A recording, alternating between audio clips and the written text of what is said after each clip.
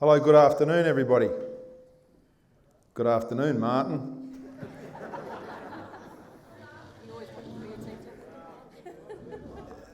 Actually, that's not the best way to start, because what we should do, what if we do it again? It's good afternoon everybody, and then everybody says, good afternoon everybody. Right, so we ready? 1, 2, 3. Good afternoon everybody. Good afternoon, everybody. Good, we're all included then, aren't we? Right, where are we up to? Thinking. That's the main thing that we've got to get sorted out. If it's not happening in your head and your heart, it won't happen in your paddock. It's as easy as that. So you've got to get it in your head. And sort of what we're talking more here is the regenerative farming type stuff. Here we go. Now, what happens quite often is we get linear thinking and that sort of thing. So we're just only thinking about one thing. What I like to do with my guys down there at Nyngan is everything is left to right, right to left, inside out, upside down. And that's only the beginning. So if we're going to nut out this whole new system that we're going to put together with regenerative farming and putting things together on our farm, we've got to really think it out. I'll just run through quickly with you here what my guys and I have come up with at Nyngan. And so it's specific to our sort of grain growing, grazing operations, and it's specific to Nyngan, and it's specific to my guys' farms. Right? So we've got to all set these things up for our own particular farm, depending on what we want to achieve and what the capabilities of our farm is. Right, so what we're calling it is no-kill, mixed species, cash crops. The no-kill bit comes from Bruce Maynard, who farms not far from me. And the whole bit with the no-kill cropping, and this is Bruce's slide here, is it's cropping without killing, right? And farming without harming. And then, so it's sowing crops into grasslands and retaining all the functions and organisms. And then a cropping system apart from all others, it does not use simplification strategies. And you remember Christine was talking about simplification, right? Because, you know, if you go back to when she was talking about the little critters climbed out of the sea, it was all about complexing everything up after that. It was about more and more and more, not about less. And that's what we're doing with our ploughs and our boom sprays and our overgrazing and all that sort of stuff. Righto. So, because we're only up to the no-kill bit.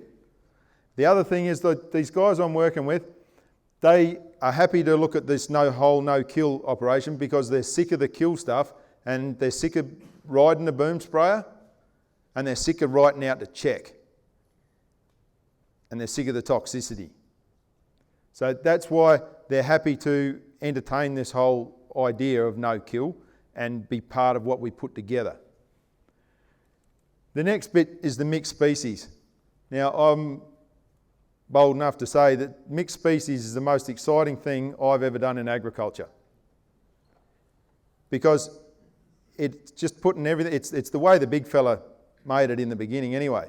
And the craziest thing that we do in modern agriculture is monocultures.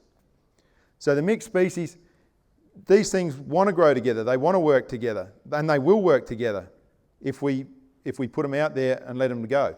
But again, we've got to have the thinking about what we're doing. So in our situation, we're growing them together and then we can harvest them together and we are able to grade them out. You'll see that in a bit. But part of the thinking too is what is it that we're going to grow together? And so because with the grading equipment, if we grow a big, a medium, a small and a long, that's a fairly straightforward grade and we can bring that up. So that's part of the thinking. Then this year, we're always chasing biomass in Nyngan, you know, for our ground cover and that sort of thing. And then we've got our low successional plants. That's the weeds. and we want to get up and above them with our crops. So this year our mix was lupins, triticale, oats and radish. Now all of those things, if you get a good season, they want to grow tall, right? So then they're making good competition for all the weed species and that's going on there. Now the next and the most important thing,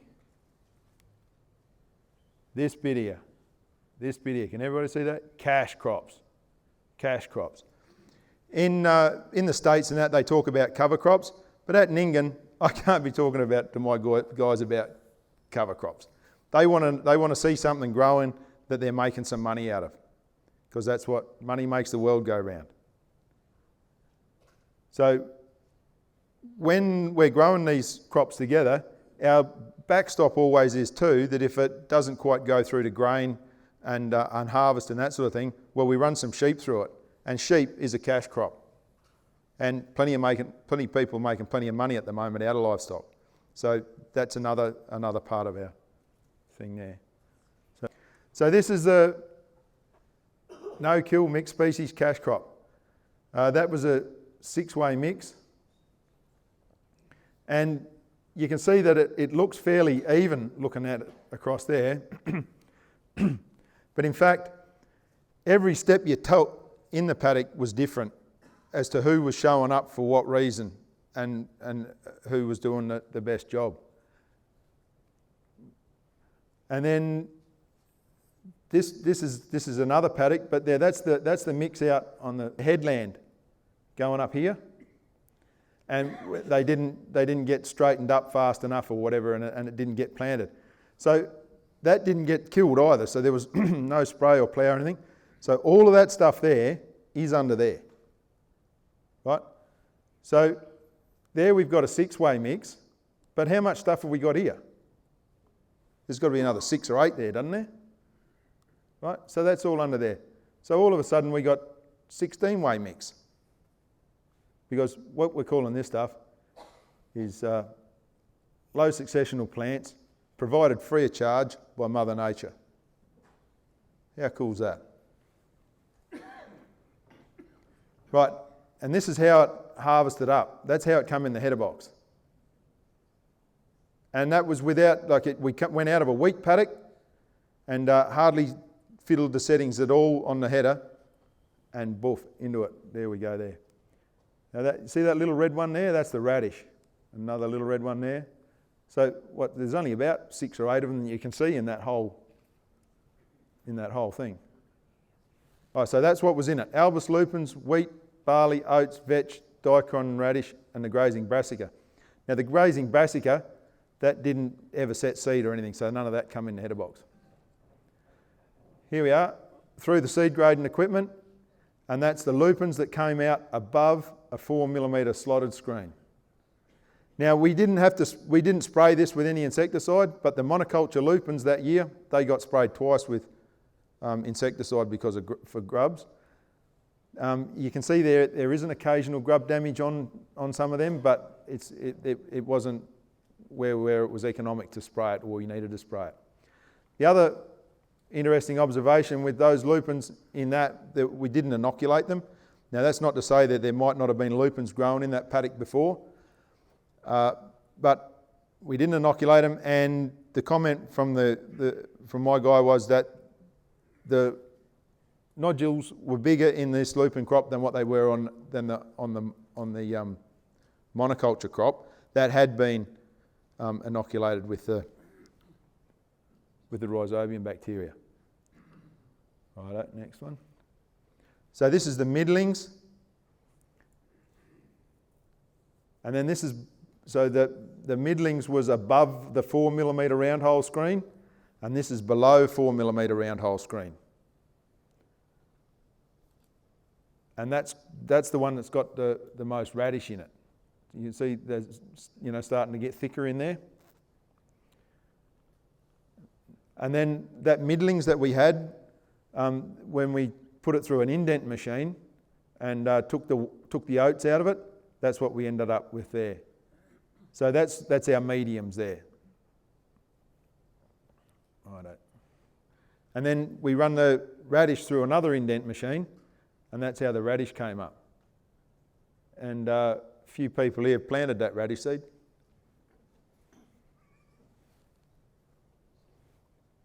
Carbon and diversity. They're the things that we have been running down in modern farming systems. Like hardly anybody anymore is carbon above 1%, or if they are, they're 1 and a little bit. You know, hardly anybody's talking 2s and 3s, and nobody's talking 5s and 7s and that sort of thing. And like this beautiful country that you got here, out on all that downs country, what were the carbon when your grandfather started farming that country, and what it is now? Like, you've run the carbon down, and like Christine was talking about, 50, 70 species and stuff, and the diversity, you've run the diversity down. So it's all about carbon and diversity. And then there's guys like Brenton who don't like it simple, so we make it hard for them, and it's carbon, carbon, carbon, diversity, diversity, diversity. So that's just, if you like, the hard version. So it is a paradigm shift what we're talking about here, and the paradigm shift goes from kill, kill, kill agriculture to live, live, live. And that was, Christine was talking about that stuff, and then that's what Bruce Maynard put up there about his no-kill cropping, where it's not doing any harm. It's live, live, live. So that, and like Christine explained this morning, that's how we got here. We got here because everything just kept living and helping and moving forward. And here we are, also smart, and we just run the system down again with monoculture cropping. If you want small changes, work on your behaviour. If you want quantum leap changes, work on your paradigms. So the paradigm was there. It's up to you.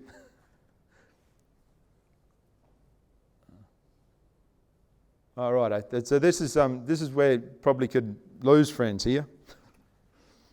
I was talking to somebody about this at lunchtime there.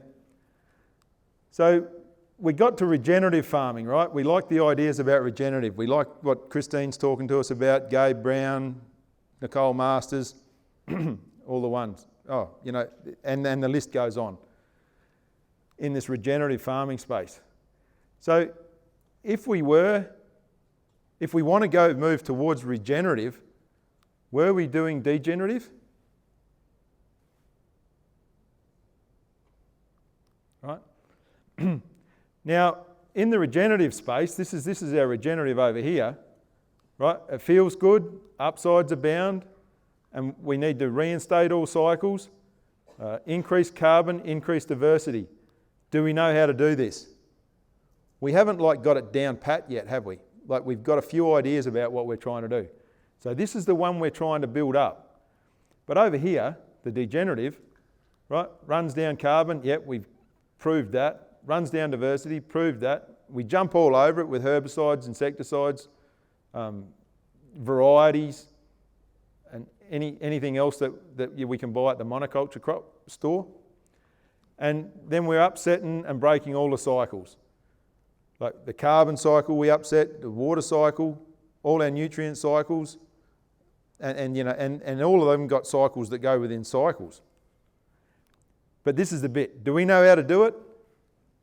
Shit, yeah. We got it down pat.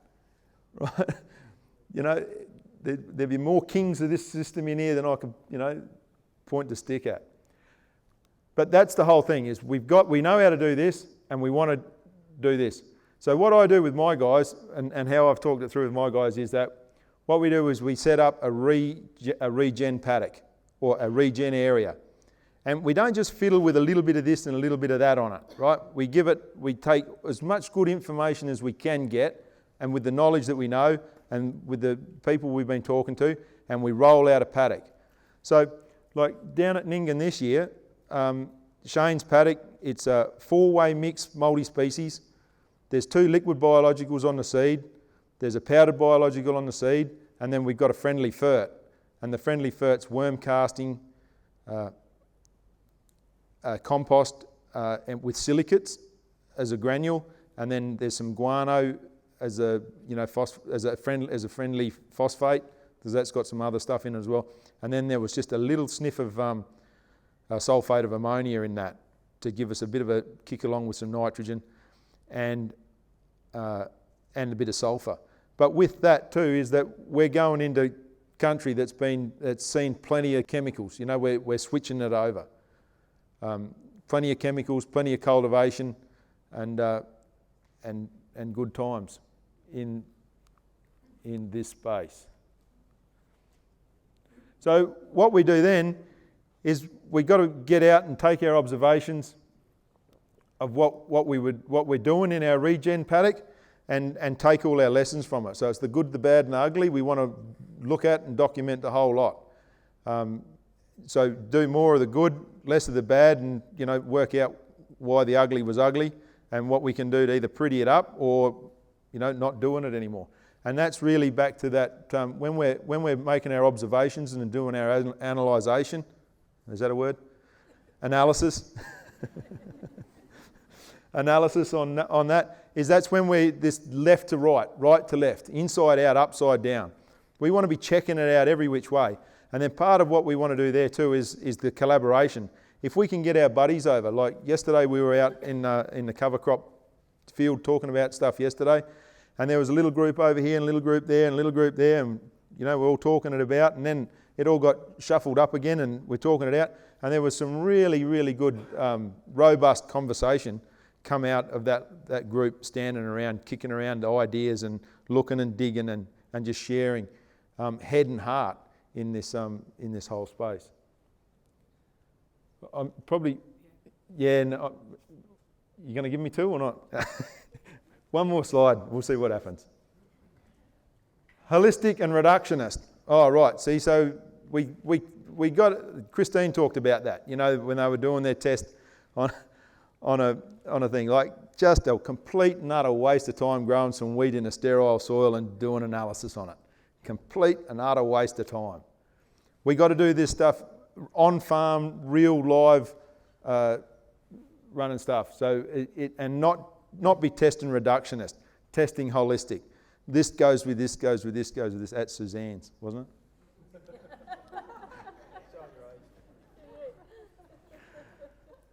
Righto. Now the rabbit holes, there's plenty of them, right? And there's no depth, no end to the depth of the rabbit holes.